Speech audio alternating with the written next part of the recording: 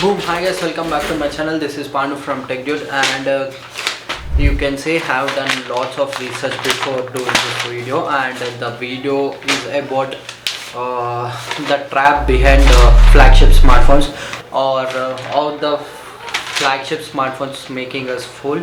And I did a research of at least for 2 days, so here are the complete research thing and stuff, and let us go ahead.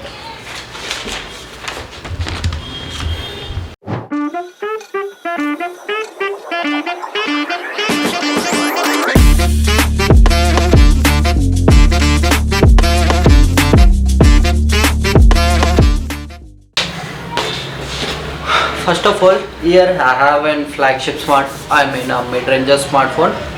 Please tell me what this smartphone cannot do, which flagship smartphone can do. I feel like this phone is quite sufficient for everyone and for every task, because it can handle any task such as scrolling Instagram and stuff easily and doing daily tasks easily, and it costs around 25,000 rupees, and the basic flagship smart starts around 60,000 technically. So it is half of the price. And tell me what this smartphone can do, and what flagship cannot, or what flagship can do this smartphone cannot. Here is the major thing. The basic need is, the human tendency is technically is that this is what we need, but our desire is to get iPhone 15 Pro Max and stuff, and it is enough for us, but our desire doesn't stop there, our hunger doesn't stop there, it always craves for more. So we want to get iPhone 15 Pro, Samsung S23 flagship and stuff, etc. Another key thing is that the marketing and the advertisement of the flagship devices, they take the advertisement, or they showcase the advertisement in such a way it just attracts the people by looking at the advertisement. Like they highlight key features, like for example, if you take an iPhone 15 Pro, they technically shot their MacBook launch on their iPhone 15 Pro, so they created a ad or video on that, so that they technically want to prove us like you can also make or short videos in your iPhone in that level. But to be honest, the main thing is that before filming the MacBook Pro, I mean MacBook M3 launch on their iPhone phone, they have proper studio setup, like they have studio type of lighting, and they have a studio environment, they have good audio recording equipment, and they didn't even use the default iPhone camera app to shot that video. They used DaVinci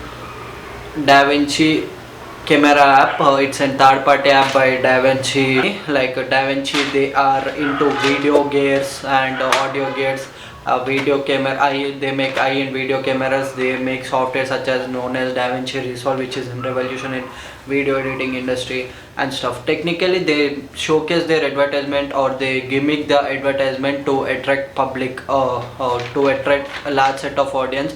Like they are providing such an high features under the budget and stuff, but in terms of production, they use high quality equipment rather than their original product to create such appearance. And talking about the another thing, they have build quality, like they showcase the outlook of a smartphone. For example, if you take this smartphone as an example, they highlight the body and the component which is made up of. And nowadays there is a trend is going on, such as titanium build, which is less durable compared to their previous aluminum build for iPhones, and they launch specific colors to attract the public. So that is the main thing in terms of build and appearance. And nowadays all the flagship smartphones such as iPhones and Samsung Galaxies are completely switching to titanic body casing, so that I guess the total smartphone doesn't made up of titanium, they made up of glass pieces and some fabric. But I guess the iPhone 15 Pro 30 or 60% of the phone is made up of titanium. Rather than that, everything is made up of plastic and glass. And this is the build quality, and they highlight major key things such as IP68, water resistant and stuff, so that people get attracted to it. Otherwise, if it isn't fold smartphones, they just showcase their or the build quality of the hinge of the fold smartphone. Is hinge is nothing but the major bone of an the major structure which is located to smartphone, which helps in closing and opening of this phone. In OnePlus, they just showcase, if you take an example of OnePlus Open, they just showcase the closing and opening of a smartphone. So that is the thing. And talking about another thing, the software update, one more major thing. And if you take iPhone has 5 years of software updates. Like your smartphone will last up to 5 years. In terms of pixel, the smartphone updates will last around 7 years. And I know Google will not stick to their promises. Hope they stick to it. And if you keep in this mind, the average Indian consumer just changes phone in 1 year to 1.5 years. The average, at least 40% of the users are using their smartphone about 2 years. Rest of them use around 1.5 year to 1 year. So that this 5 to 6 years, 5 to 6, 7 years software updates, does it make sense? If you use your smartphone for 1 year to 1.5 years, it doesn't make sense yet. And talking about the mid ranges such as Nothing Phone 1, Samsung M series and stuff, or Samsung A series, they are providing the software updates up to 3 years. Like, you save much more money if you buy these mid-range phones. Basically, you have to not spend that much money on those, so you are not utilizing all the 7 years of software updates and stuff. So it doesn't completely make sense. Another thing is that performance and daily tasks. And technically, talking about the performance and daily tasks, what you use your phone for? Like, you use your phone for social media, calls, camera, entertainment, and technically UPI payments. These are the major tasks or things you do in your smartphone on daily basis. To be honest, my argument is that for you or for an average consumer, you don't need an 8 plus Gen 3 smartphones or Apple A17 Pro chipset smartphone for browsing Instagram, for browsing social medias, for scrolling Instagrams to make YouTube videos and stuff. I feel like if your phone which has an A17 Pro Bionic chip doesn't make perform well for this task, technically you should know the purpose, for what reason you are getting that smartphone. If you are a social media influencer or a video content creator, getting a flagship smartphone makes sense because you capture or make videos in it and you get revenue for it. You can recover the investment you kept for phone, so that it does make sense. Talking about the main thing, the fourth thing is that cameras. Talking about the flagship cameras are excellent, and they are much they provide much more features compared to this mid-range phone. But the basic thing is that no one uses audience, or most of the mass people cannot use their phone up to their maximum capabilities.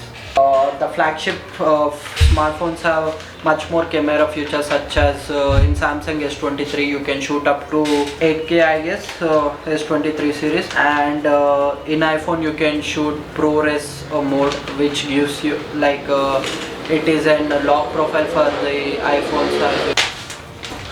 Talking about the another scenario is that Gen Z, teenagers such as like me and other people, they are forcing their parents to get the latest iPhones and stuff, to just scroll their Instagram and stuff, or to watch Netflix, or to watch anime, to do all those stuff. It doesn't actually make sense getting or forcing your parents, or forcing your budget, or taking the flagship smartphones on EMI and showcasing it. It doesn't actually make sense. So So getting or affording smartphones which are above 1 lakh or 1.2.5 lakh, it doesn't even actually make sense. If your purpose is not serving it, then kindly avoid it.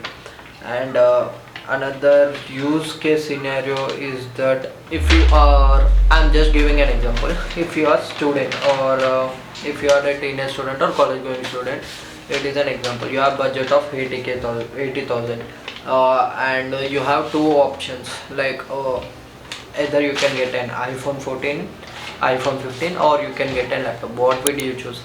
Definitely people would choose for a laptop, because iPhone can't do things which laptop can do, such as I hate gaming and video editing at high levels, animation and stuff, and thing. I feel like making wise choices makes sense, or making choices according to your purpose should make sense. Desire doesn't have budget, to be honest. Desires doesn't even fulfill, and for example, if your friend has an iPhone 15 Pro Max and you has an a basic flagship smartphone, and you are willing to get an iPhone which costs around 50k, but your friend tells or suggests you to get the flagship smartphone which is available currently, with by pushing your budgets or by telling dialogues such as YOLO, you have to get it, you live once and stuff. It is definitely called as bullshit, and deep down of your heart you know that you are completely wasting your money, and you don't know whether the phone what the price you are paying, or you know that definitely the phone doesn't serve the purpose. So you can invest the money in other things such as stocks and stuff, getting a new computer or getting a video camera, or doing courses which is related to your college subjects and stuff. It actually makes sense. And my final conclusion is that just think before making great purchases or bigger purchases. Just ask yourself whether the smartphone or the thing which the flagship smartphones or the thing is actually serving your purpose or not, and how much you are going to use it, or how much you are going to utilize it, or the complete features and stuff. It is all in your hands. Just make choices wisely, and